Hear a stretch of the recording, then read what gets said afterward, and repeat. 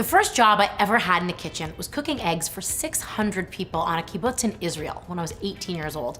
Not only was it a crash course in egg cookery, but it also really taught me so much about the spices and flavors of the region. This dish brings them all together for me. It's bright, but it's also really creamy from that yogurt and of course the richness of the eggs. To me, this is the perfect way to start the day. So I'm gonna start with my oven on 375, and while it's warming, I'm gonna start making the tomato sauce that the eggs will be baked in later. As my onions start to sizzle, I'm gonna add a little bit of salt to bring out the sugar in them. And you wanna give them a few minutes in here to get them brown, get them tender and soft. When my onions are really soft and translucent, I'm gonna add some cherry tomatoes, about 2 pints.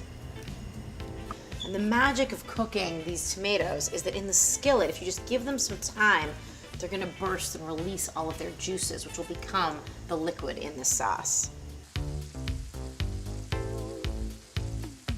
Now that my tomatoes are starting to burst and get all juicy, I'm adding some red peppers. I have 1 red pepper that I've cut into 1-inch cubes here, and I'm gonna mix them in and get them nice and soft as well.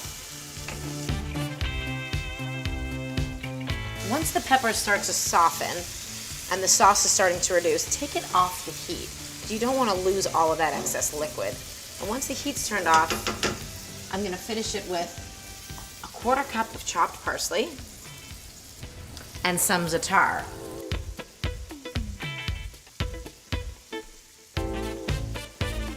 The easiest way to crack my eggs cleanly into the sauce is to crack them first into a smaller dish. That way it transfers really easily.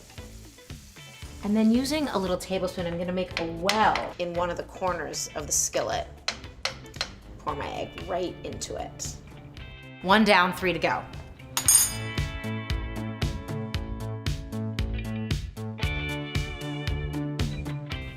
Sauce is cooked, eggs are in, and this whole skillet's gonna go in the oven for about 10 minutes, a little longer depending on your oven, until the eggs are set, but the yolks are still running.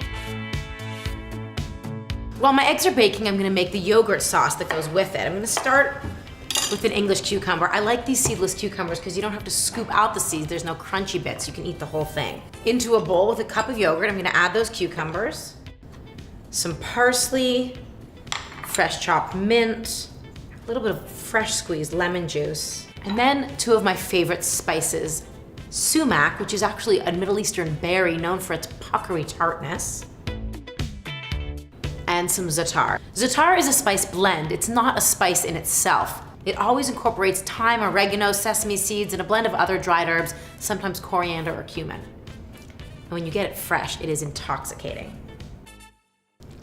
And this is gonna go as a condiment to serve alongside your eggs. I can set this aside and my eggs should be done by now. All right, this is perfect. You can see the eggs are still runny, but they're baked and just set. I'm gonna finish it with just a little drizzle of olive oil and some fresh parsley. This is a brunch dish. I don't like to go too hard in the morning, depending on kind of who I'm with or what I did the night before, I guess.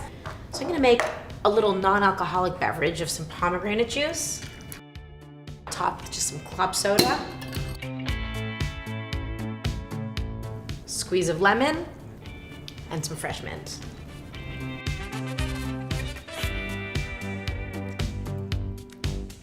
All right, brunch time. Plate up one of these beautiful eggs right in my bowl. Make sure to get lots of that beautiful burst cherry tomato sauce. Finish with a little of my Za'atar cucumber yogurt, just a dollop on the side. A little squeeze of lemon. Just gonna rip into this bread, get right into that yolk with the yogurt, some of that tomato sauce. I guess I could use a fork, but kind of more fun to just tear into it. It's gonna be a good day.